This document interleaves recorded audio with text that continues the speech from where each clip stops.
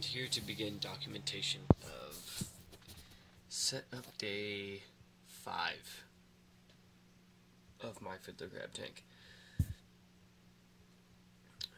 This will be awesome to see in the future when everything is set up and ready with all my crabs in there, and to let it see the ecosystem that I created be at work, especially with those fiddler crabs moving around and shit. So, let's start off by saying 10-gallon tank, argonite sand, previous bedding used before, slowly mixed in so I can keep all of my nutrients and take out any of the bad nutrients. I did that every time for about a week so I could cycle through, make sure everything's okay, that when I put the crabs in that they can just feel like they are at home. One thing I'm going to say is I've never dealt with a brackish water system or a saltwater system tank, so that is something I'm beginning to learn, beginning to cycle. I don't know my levels quite yet, so that's going to be within the next few days to a week to figure out that before I actually put the crabs in. Recently I put in 2 little plants.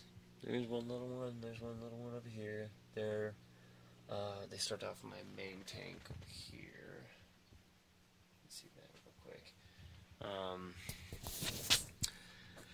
Yeah, I put those in there pretty recently. I heard crabs will tear them apart, so we'll see if that's actually a true statement, at least on my part. So I've got my filter over here. It's been amazing. It's been working really well. There was actually one day when it stopped completely and went to clean up. There was just a rock stuck in the fan on the other side. So it was nice to know that that actually works still. So I have this pre-made cave, I guess I'd say cave, whatever. So I have this pre-made here. I figured it would be nice for them to hide underwater. Just really fucking cool. And I figured to keep the water level perfectly right there. And I think it's appeasing to me. And also they have this upper area where they can climb up to and get air. And I also have my beach, which comes up to a little bit of sand. I want more sand, but I feel like they should be fine. I have 3 rocks in here. This one I'm going to get rid of. This one over here is actually blocking some of that water flow from the filter, so it doesn't ruin what I've built from the sand over here. And then I have this one over here that at the very top of it, that's going to measure my water line. So let's see, focus in on that. That's going to measure my water line so that if it drops any below, I know what to fill it up to. It's working out perfectly. I fucking love it. The one thing with this sand, the argonite sand, is I had problems with it because I've never used sand before. I've just used this thick gravel, which is pretty easy to filter and clean out, but the sand is really tough. The first one, I followed the directions exactly, did everything I could, but still, like, even if I put it in after and, like, barely, like, touch the ground, it would start to cloud a lot of my water. And obviously I don't have much water here, but it clouded a lot of it. And it was a big problem of mine. I thought it was going to be bad, and I just kept filtering out water, and seeing what it would do. But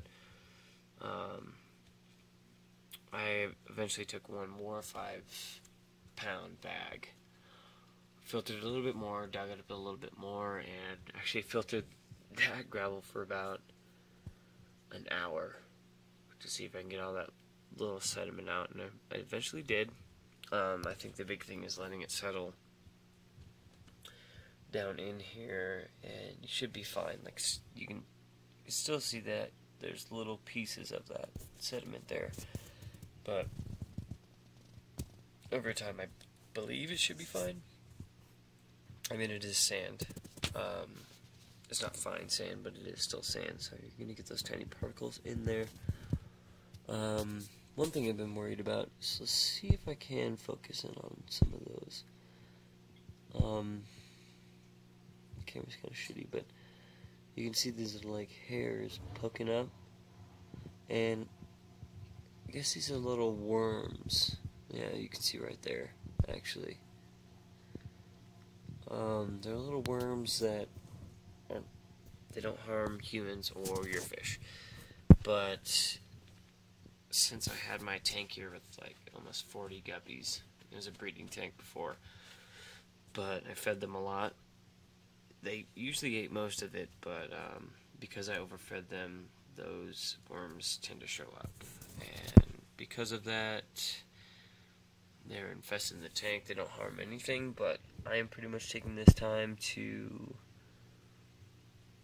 make sure that they can kind of die off. And as you can tell, I also have these little snails in here. Sorry about the focus. Those little snails in there. The crabs will kill most of them. They're scavengers, herbivores, or omnivores, sorry. But they will kill most of that, probably all of this in the scenery, the green and the snails.